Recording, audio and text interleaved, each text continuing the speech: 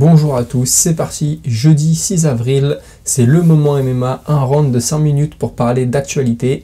Et aujourd'hui j'ai choisi de parler du main event et du co-main event de l'UFC Miami qui aura lieu samedi soir.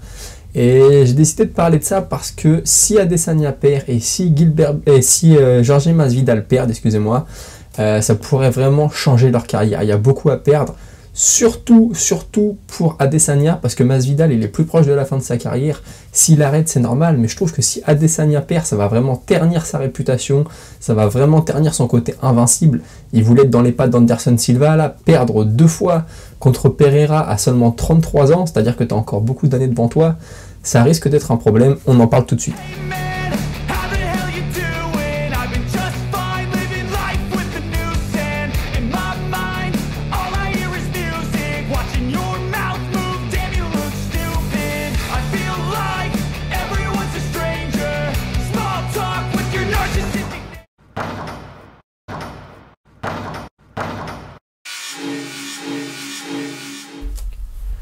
Et c'est parti, donc comme je vous le disais, samedi soir UFC Miami, Adesanya contre Pereira, Masvidal contre Burns. Et les deux, Adesanya comme Masvidal, une défaite, ça peut être le tournant de la carrière. Je vais commencer par Masvidal, parce que Masvidal, s'il perd samedi soir, clairement les chances pour le titre s'envolent. Il n'aura plus de sa chance de nouveau. Lui-même l'a dit, si je perds, j'arrête. Bon, voilà, alors ça reste, voilà, parole de combattant, on sait que les gars aiment ça, les gars aiment y retourner. Mais voilà, pas sûr que s'ils perdent samedi soir, on continue à le voir dans la cage. Surtout que là, voilà, une défaite samedi soir, ça veut dire que le haut du panier, définitivement, n'est pas pour toi. Par contre, une chance qu'il peut avoir, c'est que s'il gagne à 38 ans, il peut quand même avoir une chance pour le titre, parce que le champion, c'est Leon Edwards. Il y avait une embrouille entre les deux il y a quelques années, il y a eu des débordements en coulisses, on se rappelle, à l'UFC Londres. Alors là, franchement, s'il gagne, il a une vraie carte à jouer. Il peut prendre un dernier billet avant de se retirer et avoir peut-être la chance de mettre la ceinture autour de sa taille. Même si moi, personnellement, je pense que Leon Edwards est trop complet pour lui. On ne sait jamais, sur un combat, il peut le faire. Donc Masvidal, il va y avoir la pression. Il sort de 3 défaites de suite contre Usman et contre Covington. Les 2 derniers combats, il n'a pas existé. Clairement, il prend le KO contre Usman et contre Covington, il se fait étouffer. Donc maintenant, comment il va revenir mentalement ? Est-ce que sa promotion de boxe anglaise qu'il a montée là lui prend pas trop de temps? Est-ce qu'il a juste prêté son nom au truc et il gère pas vraiment, ou est-ce qu'il est vraiment investi? Parce que s'il est investi, ça va être très compliqué de s'entraîner et de gérer ça, même si là l'événement est passé, ça lui aurait mangé une bonne partie de son training camp. Donc on va voir, ça va être super intéressant. En tout cas, je pense que là, s'il veut avoir de nouveau une chance pour le titre, il va avoir la pression sur les épaules. Parce que Masvidal, là, s'il gagne vraiment, il peut avoir sa chance pour le titre. Par contre, une défaite, c'est fini. Il n'aura que des combats pour être un gatekeeper du top 5, top 10. Mais je pense pas que c'est ce qui l'intéresse. Et du coup, je passe à Adesanya, parce qu'Adesanya, c'est pas vraiment éloigné la situation, même si lui, il a plus de combats devant lui. Adesanya, il a que 33 ans. 33 ans, t'es censé être au pic de ta carrière. Maintenant, voilà, Adesanya, il a eu beaucoup de combats. Je crois qu'il a fait 80 combats en kickboxing. Il doit être à une vingtaine de combats en MMA.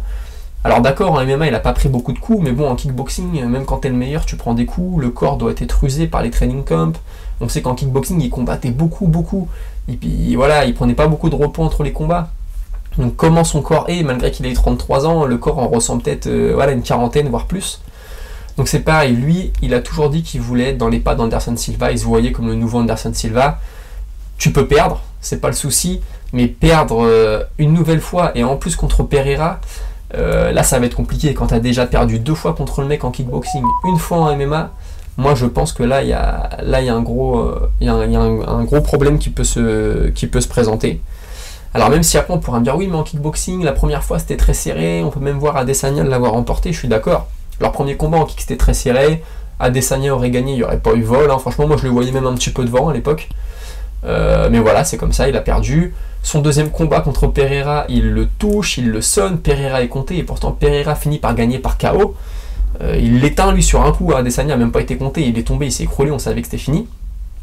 En MMA, ils recombattent, Adesanya de nouveau ressonne Pereira. À la fin du premier round, on s'en rappelle, Pereira il tient plus debout, il est sauvé par le gong. Et finalement, Pereira finit par le remettre KO dans le 5e round. Donc ce qui va être intéressant, c'est de voir mentalement comment ils vont arriver. Pereira, je pense qu'il arrive gonflé à bloc. Franchement, je pense que lui, il se dit pas que oui, dans les 3 combats, ça a été compliqué, j'ai peut-être été un peu derrière, puis j'ai réussi à revenir. Non, je pense que lui, il se dit qu'il va l'éteindre, il a la foi en sa puissance, la foi en sa technique, la foi en lui-même. Je pense que Pereira, il va arriver blindé mentalement. Maintenant, Adesanya, il a déjà connu la défaite en kickboxing, il l'avait connu en MMA, il est toujours revenu. Mais là, quand même, tu perds 3 fois contre le même mec, tu te fais mettre 2 fois KO, alors que pourtant, tu fais à chaque fois des plutôt beaux combats. Hein. Est-ce qu'il se dit, je sais que je suis meilleur que lui, et je vais le battre? En tout cas, c'est ce qu'il nous dit, mais forcément, il va pas nous dire qu'il a perdu d'avance. Ou est-ce que mentalement, il y a un mur qui s'est instauré, et il se dit, non, mais là, je peux pas. Le gars, il est imprenable, quoi. Je peux pas, à chaque fois que je le touche, il arrive à revenir. On a eu un premier combat à la décision, il l'a emporté alors que c'était limite. Ça peut jouer à ce niveau-là aussi. Hein. Quand t'es un peu désespéré, tu te raccroches à des trucs comme ça. Je sais pas trop. En tout cas, ce qui est sûr, c'est qu'Adesanya serait bien avisé de faire marcher son sol. Parce que dans le premier combat, ça avait marché. Il y avait une bonne phase de lutte, une bonne phase de grappling. Il avait dominé. Et ça avait un peu cassé le cardio de Pereira. Comment il va revenir, hein, du coup je sais pas quelle va être la stratégie, est-ce qu'il va vouloir rester debout, parce que debout il peut l'avoir aussi, hein, il l'a montré 2 fois, il a montré qu'il pouvait l'ébranler, par contre debout il sait qu'il peut se faire éteindre, alors que s'il va au sol, moi je pense qu'aller au sol ça peut être une très très bonne stratégie pour lui. En tout cas ce sera tout, le round va toucher à sa fin, je vous dis à demain pour une nouvelle vidéo, salut.